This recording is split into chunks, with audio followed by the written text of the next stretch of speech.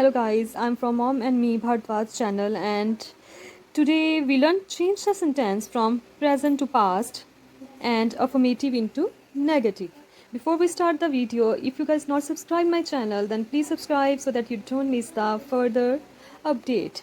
So guys, as you know, मैंने जो पहली वीडियो बनाई है वो बनाई थी टेंस टेबल पे और वो टेंस टेबल आपने अभी तक अगर पढ़ लिया है तो मेरे को लगता है वो बहुत ज़्यादा हेल्पफुल हो गया होगा आपके लिए।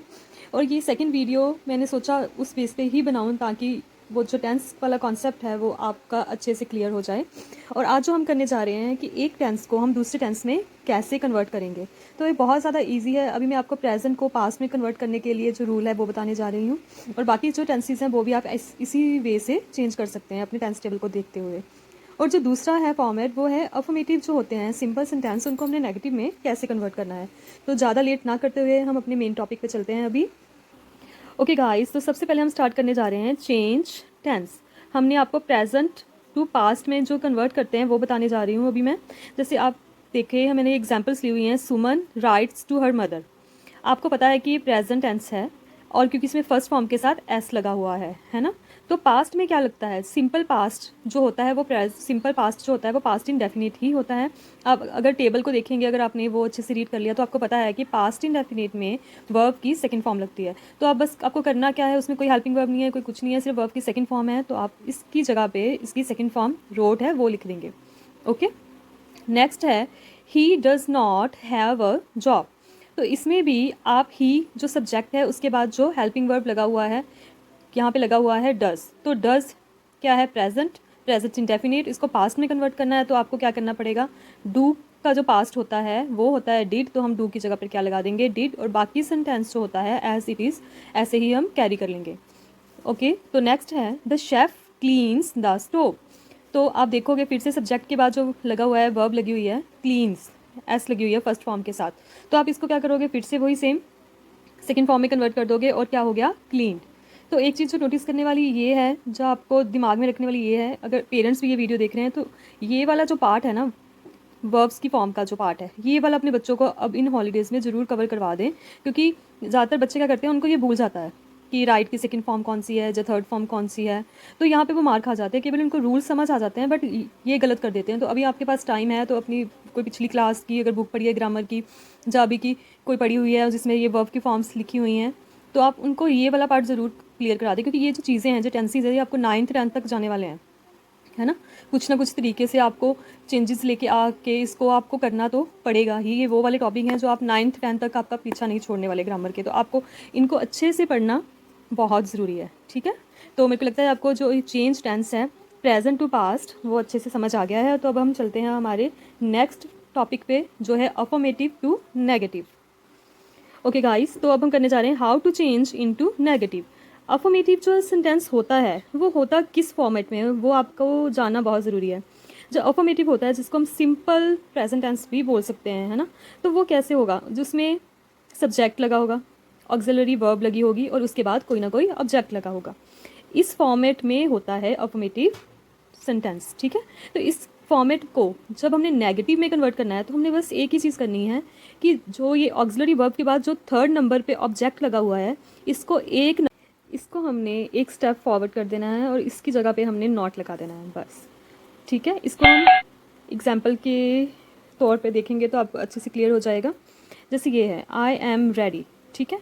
तो मैंने बोला था कि अफर्मेटिव का जो है वो फॉर्मेट क्या है, सब्जेक्ट, ऑक्सिलरी वर्ब चाहे हेल्पिंग वर्ब और उसके बाद कोई भी ऑब्जेक्ट लगा होगा, ठीक है। 3 स्टेप में है। तो जब हमने इसको नेगेटिव में कन्वर्ट करना है तो मैंने क्या बोला कि जो थर्ड वाले पार्ट पे जहाँ ऑब्जेक्ट लगा होगा वहाँ पे क्या आ जाएगा, नॉट। और जो ऑब्जेक्ट होगा एक जो स्टेप है वो आगे चला जाएगा, क्लियर। तो देखो यही हुआ है, हमने आई एम और जहाँ पे पहले रेडी था उसकी जगह पे हमने नॉट लगा दिया और रेडी एक स्टेप आगे फॉरवर्ड हो गया, क्लियर। एक एग्जाम्पल और ले लेते हैं, ही विल कम। तो इसमें भी आपको पता लग गया है खुद ब खुद अब कि क्या करना है, हमने विल के बाद जो कम है इसको आगे लेके जाना है एक स्टेप और इसकी जगह पे हमने क्या कर देना है, नॉट, क्लियर। तो ये बन गया नेगेटिव। अभी बात है ऑक्सिलरी वर्ब में और क्या क्या हम ऐड करते हैं, कौन कौन सी होती हैं ऑक्सिलरी वर्ब। तो उसमें आपको मैं बता दूं कि ऑक्सिलरी वर्ब ऑलमोस्ट सारी हेल्पिंग वर्ब्स ही हैं।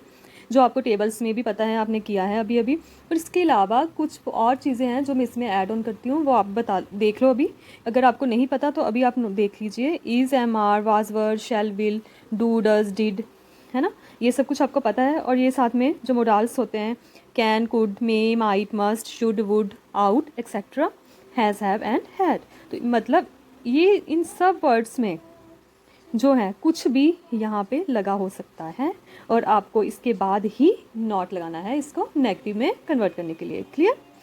और अब सेकंड जो हम एग्जांपल ले रहे हैं वो ले रहे हैं अफर्मेटिव की ही है, बट यहाँ पे जैसे ऑक्सिलरी वर्ब मैंने बोला था, जो हेल्पिंग वर्ब्स भी हैं, मोडाल्स भी हैं, उसके अलावा यहाँ पर कभी ना कभी ऑर्डिनरी वर्ब लगे भी मिल जाते हैं हमें। ठीक है, तो ऑर्डिनरी वर्ब क्या होते हैं? ऑर्डिनरी वर्ब होते हैं डू एंड डज, हम उसकी जगह पर यूज़ कर देते हैं। ठीक है, तो ऑर्डिनरी वर्ब में हमने कैसे करना है, जैसे कोई भी वर्ब की फॉर्म लगी हो, ये ज़्यादातर हमें मिलते हैं प्रेजेंट इंडेफिनिट टेंसेस जो होते हैं और पास्ट इंडेफिनिट टेंसेस में। ठीक है, ये उसकी ही एग्जांपल्स हैं ये।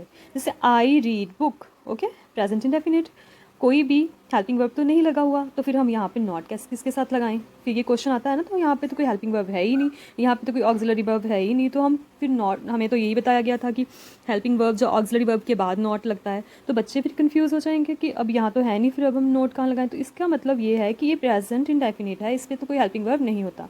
तो आपको करना क्या है, तो यहाँ पे आप अपने एक वर्ड ऐड करना है, वो होता है डू। ओके, तो आपने यहाँ पे डू नॉट लगा देना है। सेकेंड देखिए, द काउ ईट्स, ओके, तो यहाँ पे भी सेम वही बात है, कोई भी हेल्पिंग वर्ब नहीं लगा हुआ, तो बट यहाँ पे वर्ब लगी हुई है ना, तो बस इसमें और इसमें यही फ़र्क है। अगर वर्ब सिंपल है, उसके साथ कोई भी एस या ई एस नहीं लगा हुआ, तो आपने डू नॉट लगाना है। अगर वर्ब के साथ एस लगा हुआ है तो आपने डज नॉट लगाना है। ओके, और ये वाली जो एस होगी वो फिर कट जाएगी। क्लियर? तो आप देखो, द काउ ईट्स को नेगेटिव में चेंज करना है, तो आप करोगे the cow does not eat. ठीक है, ओके। तो और अभी लास्ट जो रह गया अफर्मेटिव का, कि जहाँ पर पहले ही वर्ब की सेकंड फॉर्म लगी हो। ओके, ये थोड़ा आप दिमाग में, ये वाला फॉर्मेट दिमाग में बिठा ले अच्छे से। जब सब्जेक्ट हो, वर्ब की सेकंड फॉर्म हो और ऑब्जेक्ट हो, तो सेकंड फॉर्म जब होती है तो हम डिड लगाते हैं, डिड नॉट। ओके, तो अभी मैंने आपको टेंस टेबल में बताया था कि जहाँ पर डिड नॉट लगाते हैं, नॉट, तो चलो यहाँ पे नेगेटिव के कारण हम नॉट लगा रहे हैं, तब मैंने आपको बताया था यहाँ पे डिड लगाते हैं तो वर्ब की साथ में हमेशा फर्स्ट फॉर्म लगती है, बताया था ना।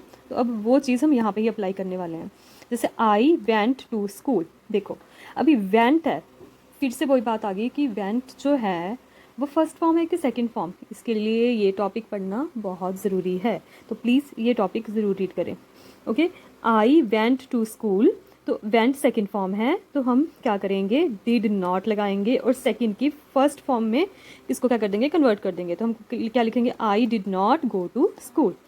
नेक्स्ट, वी एट फूड, है ना, we ate food, eat first होती है, एट सेकंड है ना, एट सेकंड है, डिड नॉट लगेगा और फर्स्ट फॉर्म में कन्वर्ट हो जाएगी, we did not eat food. Okay guys, तो मेरे को लगता है आपको ये दोनों टॉपिक बहुत अच्छे से समझ आ गए होंगे। Thank you for watching.